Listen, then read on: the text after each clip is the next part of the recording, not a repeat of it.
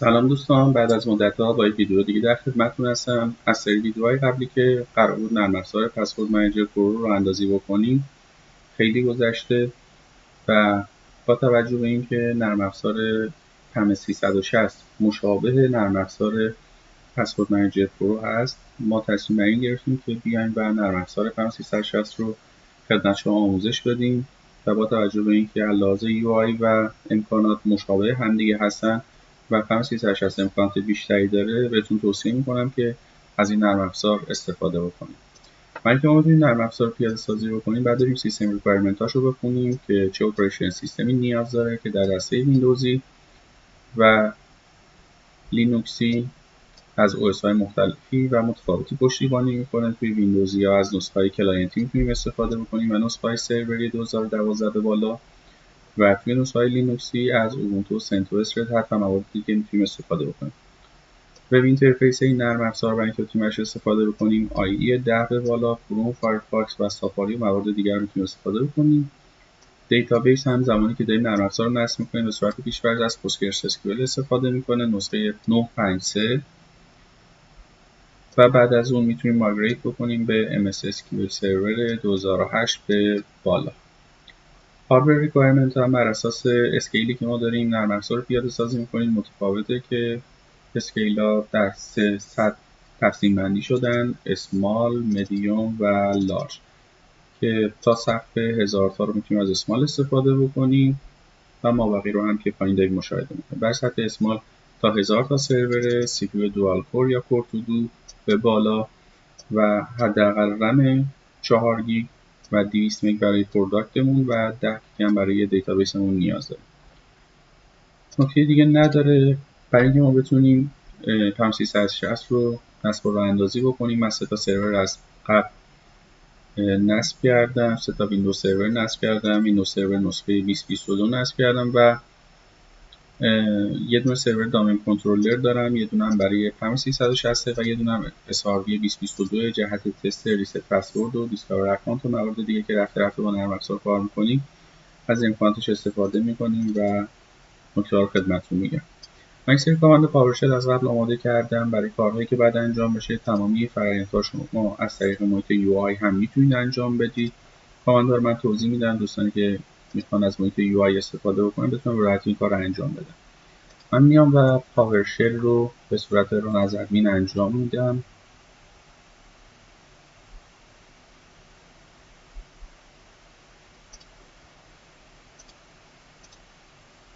کاماند اول رو کپی میکنم. در کاماند اول گفتیم که میخوایم اد بکنیم یه دونه ارگانیزیشن یونیت، یه دونه اویو جدید در اصل میخوایم ایجاد بکنیم که با اینتر کردن من این فرآیند انجام میشه و اویو سرور اینجا اضافه میشه. من میام و این دو تا کامپیوتر اکانتی که مربوط به این کامپیوترهایی هست که مربوط به این سرورهایی هست که از وب جوین دامین کردم، اینا رو درگ اند دراپ میکنم تو اویو سرور و بعد از اون شروع میکنم ادامه فرآیند رو انجام میدم. در مرحله بعد ما میایم و یه دونه گروه جدید ایجاد میکنیم و این گروه رو هم میتونیم اینجا بعد از رفرش کردن مشاهده بکنیم و بعد از اون یک اکانت دامین یوزر ایجاد میکنیم بدون هیچ دسترسی خاصی روی اکتیو دایرکتوری. یه پسورد من بهش میدم. بعد از اون یوزری رو که ایجاد کرده بودیم عضوش میکنم به اون گروهی که ساخته بودیم، گروه پم 360 لوکال ادمین. بعد از اون یه دونه گروه پالیسی میسازم برای اینکه بتونم یوزر پم 360 سرویس رو به عنوان لوکال ادمین به تمامی سرورهایی که عضو دامین هستن معرفی بکنم و به گروه لوکال ادمین اضافه کنم. با این کامند میام و گروه پالیسی که در مرحله قبل ساخته بودم رو لینکش میکنم به اویو سرورها و بعد از اون میرم وارد گروه پالیسی میشم و اون سمت اکتیو دایرکتوری تمام و این مرحله آخر. میایم و میریم داخل قسمت گروه پالیسی آبجکت پم 360 میبینیم که فرآیند همه انجام شده و لینک شده به اویو مورد نظرمون. ادیت رو من میزنم و میرم سرورگ پالیسی سربرگ پریفرنسز اسپای میکنم، توی کنترل پنل ستینگ توی لوکال یوزر اند گروپ کلیک راست میکنم و اینجا میگم که اکشنت آپدیت باشه و میام گروه ادمینستریتور بیلت این رو اضافه میکنم و بعد از اون اد میزنم و یوزری که در مراحل قبلی ساخته بودم رو در اینجا اسپای میکنم، گروهی رو که در مرحله قبل ساخته بودم رو اینجا اضافه میکنم.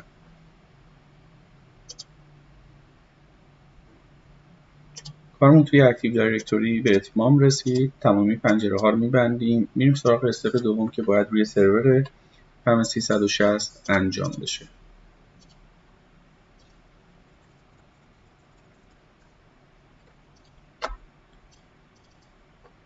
اولین کاری که بعد انجام بدم اینه که باید یه جی پی آپدیت بزنم که اون گروهی که اونجا ساخته بودم به عنوان ممبر ادمینستریتور در اینجا اضافه بشه.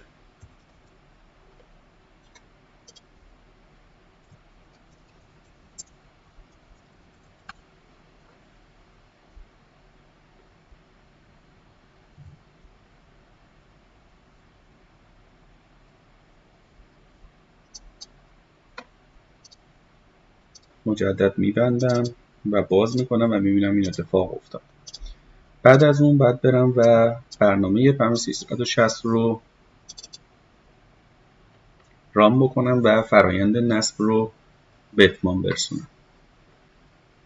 فرایند نصب رو به صورت پیش‌فرض میریم جلو بر اساس سرورهایی که ما راه اندازی کردیم و آیا میخوایم اویلیبیلیتی راه اندازی بکنیم یا نه. اینجا تنظیماتمون رو انجام میدیم که چون سرور اول هست به عنوان پرایمری سرور راه اندازی میشه.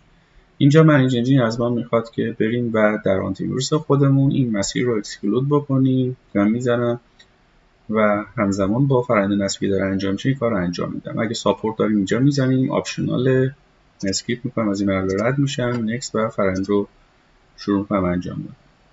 همزمانی که داره کار انجام میشه میرم توی ویندوز سکیوریتی، از اینجا وارد تب منیج میشم و بعد از اون اینجا میام و اون فولدر رو اکسکلود میکنم. مسیر نرم افزار، درایو سی، پروگرام فایل و منیج انجین. این مسیر رو توی آنتی ویروس اکسکلود میکنم که آنتی ویروس کاری باهاش نداشته باشه. منتظر میمونم تا فرایند نصب به اتمام برسه.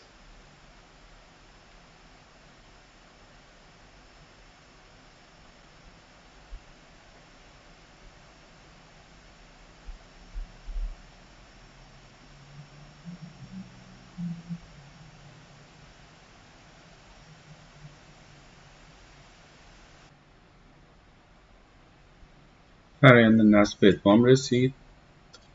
در اینجا ما گفتیم بعد از اینکه نرم افزار نصب شد نباید سرویسش رو استارت بکنیم، پس تیک استارت سرویس رو برمیدارم و فینیش میکنم.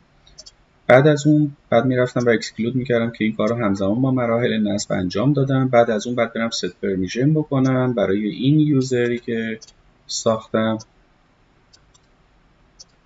توی مسیر محل نصب نرم افزار.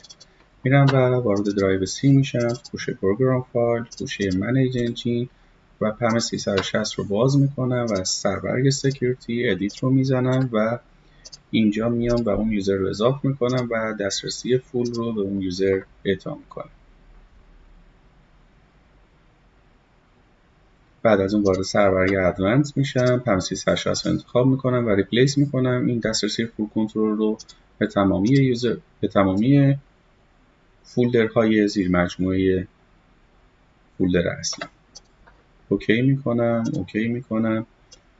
بعد از این باید برم سرویس اکانت پم 360 رو تغییر بدم. وارد سربرگ سرویس میشم، ران از ادمین میکنم، منیج انجین رو میزنم، پراپرتی میگیرم، سربرگ لاگان، اکانت، پراپرتی و اون یوزری که اونجا انتخاب کرده بودم لوکیشنش رو میذارم روی اینتری. اوکی میکنم و پسوردی که براش در نظر گرفته بودم رو اینجا وارد میکنم. اوکی. زمانی که فرایند نصب نرم افزار تموم شد و همه این کارها رو انجام داده باشیم بعد از اون بعد بریم سرویس رو استارت بکنیم. آیکون نرم افزار رو میتونید پایین ببینید. میتونید از توی استارت آپشن، استارت همه 360 وب کنسول آن سرویس استارت زمانی که سرویس استارت میشه وبش رو بر من باز بکن. کلیک راست میکنم و استارت سرویس رو میزنم. نرم افزار شروع میکنه فرآیند استارت شدن رو انجام میده.